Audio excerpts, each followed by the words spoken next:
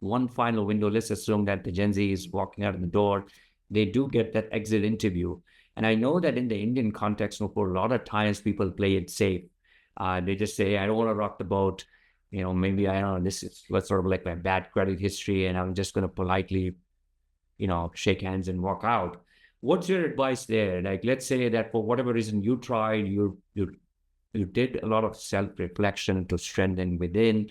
You went sideways. You took to spears despite everything, right? I mean, there may come a point that you felt that not worth my time to battle this, and I'm going to go.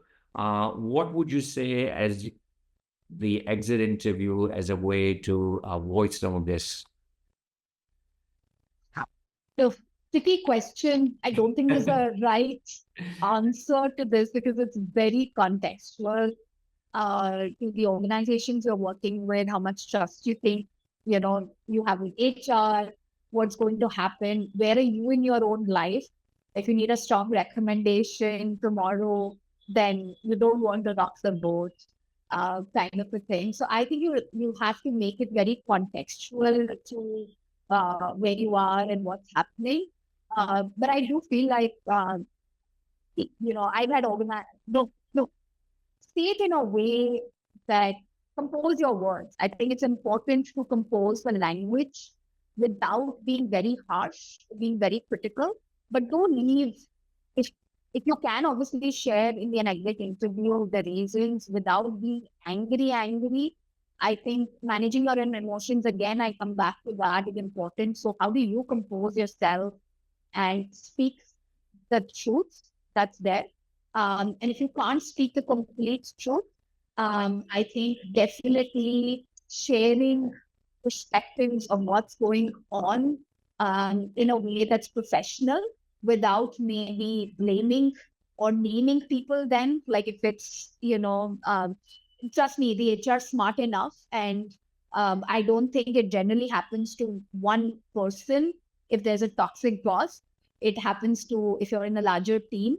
And there would be a trend of attrition that would take place. And so it is then up to the HR to obviously see the patterns as well. But I would definitely advise on leaving some drops of hints or truths always on why what is happening. Because otherwise, how will ever, it just continues the same culture then.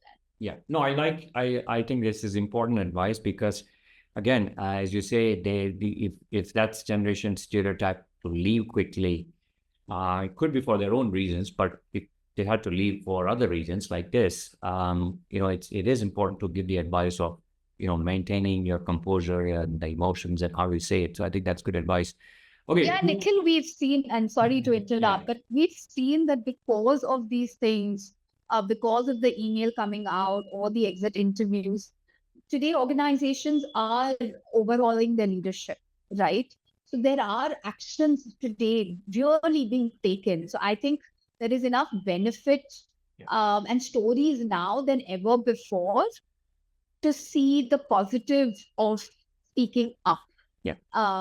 So I think earlier we weren't party to this and we've seen more possibly negative consequences or seen no consequences, which has demotivated the earlier generations. But today I think the Gen Z at least has hope more than ever that action will be taken. And I think that's the most critical thing.